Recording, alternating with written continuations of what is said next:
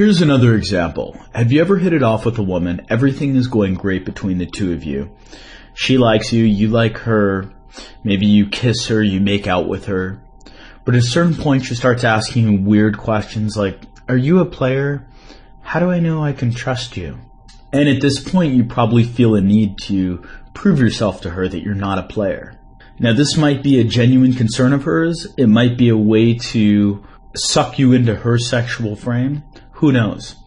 What's important is that we can use this sexual frame back on women. And here's when to use it. Use it once the woman genuinely likes you. Maybe you've made out with her, but she's having some last-minute reservations. And you get the sense that she maybe is a little bit worried that you're a player, but she hasn't said anything yet. Before she can say anything, say to her, oh my God, you're so cute. But you're probably a player. How do I know I can trust you? What this is going to do is it's going to compel her to come up with reasons trying to convince you of why she's not a player, of why you should trust her. And this is going to set the meta frame that you're the prize she's trying to win over. So let's go through the compliancy triggers that it's putting into action here. Apposition of opposites. Usually women are the ones who are accusing men of being players. Instead, you're reversing it, and this is confusing to her conscious mind, and it's going to cause her to become more compliant. Also, the compliancy trigger that she's seducing you, this sexual frame, is going to bait her into thinking of herself as the seducer, goading her into seducing you, qualifying.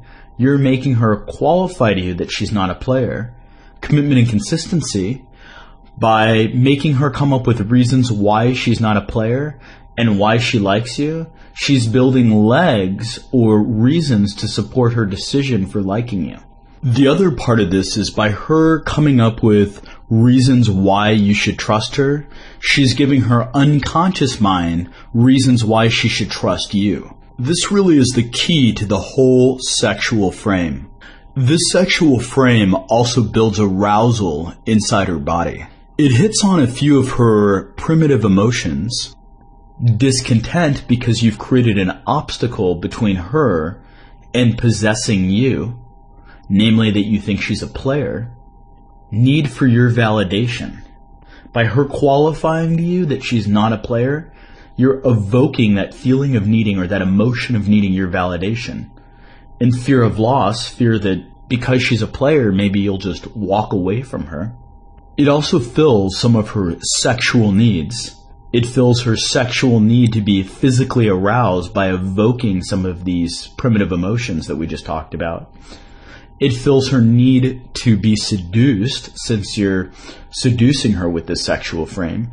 And it also fills her need to seduce, because you've put her in the role of the big bad wolf and yourself in the role of the lost little lamb that isn't sure if you can trust her.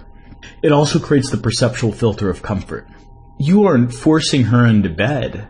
In fact, you're doing the opposite. You're arousing, you're evoking certain emotions inside of her, hitting on certain compliancy triggers that compel her to try and convince you to sleep with her.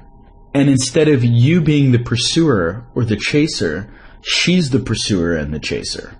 This is going to help create the perceptual filter of comfort. And the fact that she's trying to get your validation and approval is going to make her see you as an authority. And as you know, when others see you as an authority, they ultimately feel more comfortable following your directions and judgments.